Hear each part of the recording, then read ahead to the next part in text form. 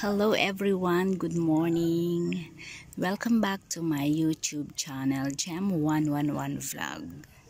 So for today's video, isi-share ko sa inyo yung blessings na aking natanggap from Tita Annabelle Nacar. Yan, thank you so much.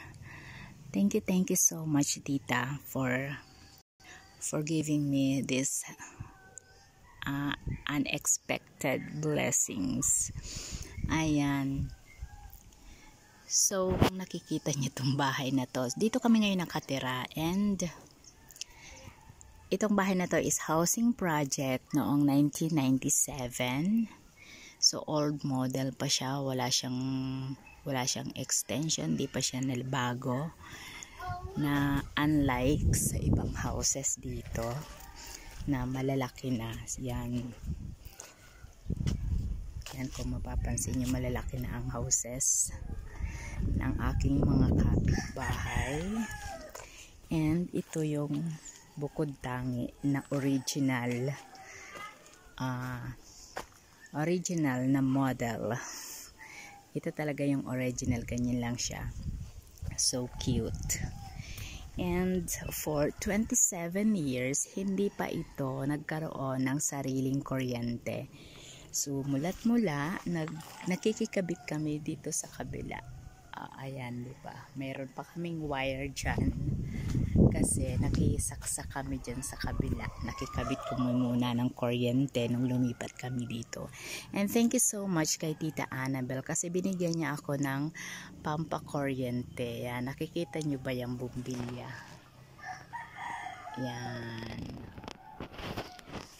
So, kaya naman, pinakabit ko na yung kuryente dito sa amin. So, meron na itong sariling may instalasyon na siya. Oh. Ayan. And napakalapit lang namin sa poste. Pero, sa tagal na walang nakatira dito and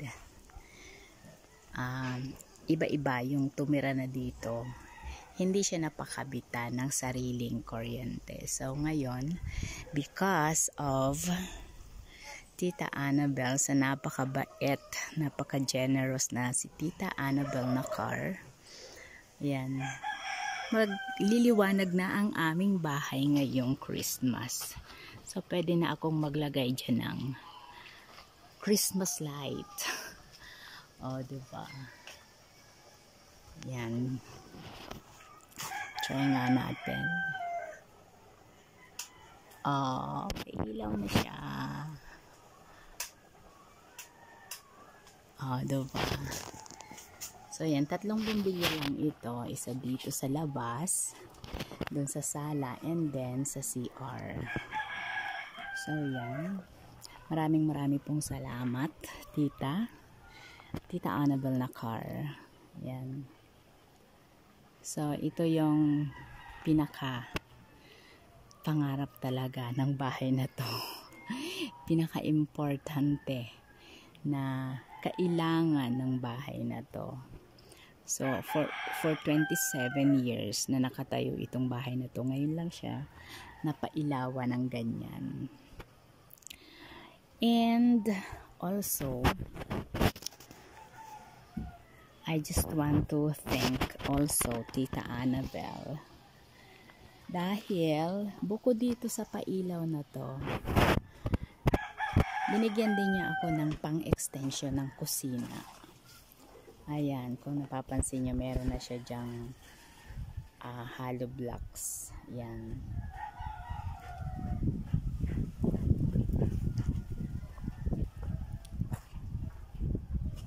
So, this is the kusina. Kasi yung gawaan namin ng Chakoy is doon sa kabila. Nagre-renta kami doon ng isa pang bahay. Mura lang naman ang renta para magkaroon ng gawaan ng Chakoy. Kasi nga walang space dito. So, yun yung pabalik-balik ako doon. Pag madaling araw pupunta doon para gumawa ng tsakoy, yung aming paninda. Kaya yan, thank you again, Tita Annabel, sa extension ng aking kusina. Kasi walang space dito, napakaliit talaga ng space para sa gawaan. Yan. Thank you so much po. So, eto yung pangbubong, si Parling, and then yung yero. Ayan. Maraming salamat, Tita, for unexpected blessings. Thank you so much. Malaking bagay talaga to.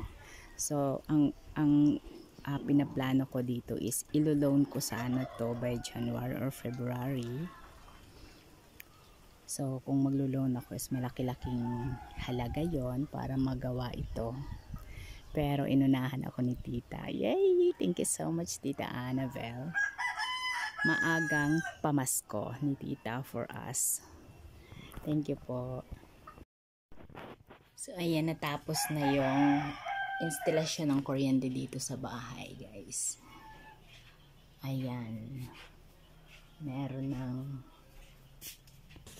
saksakan. Oh, diba? Ayan, may kuryente na siya. Oh. So, yan. Meron na ditong ilaw. Hello everyone, good morning. So, ayan, yung aming extension ng kusina is magagawa na rin.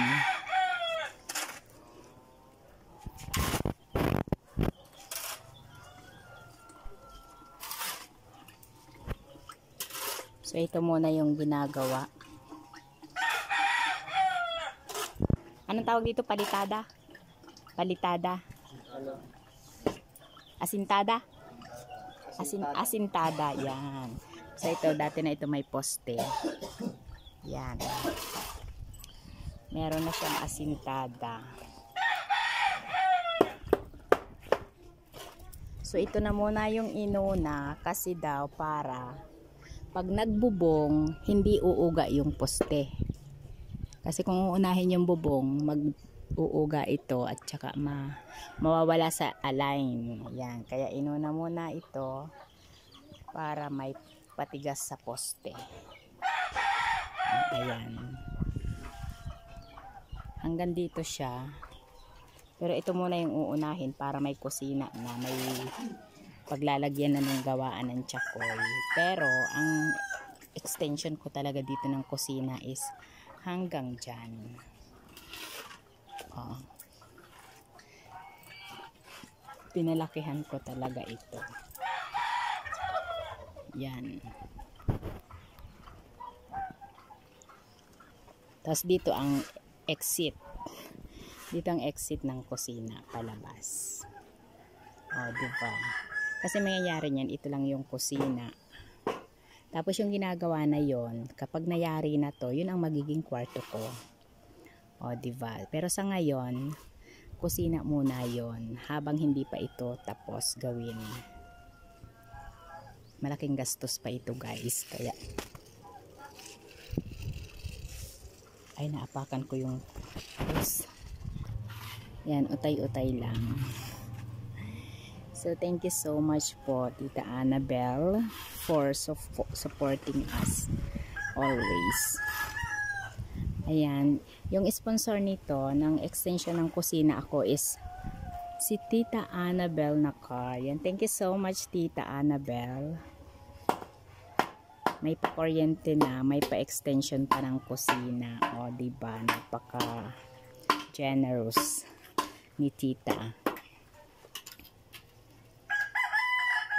So, yan muna. Update ko kayo later sa iba pang detalye ng ating extension.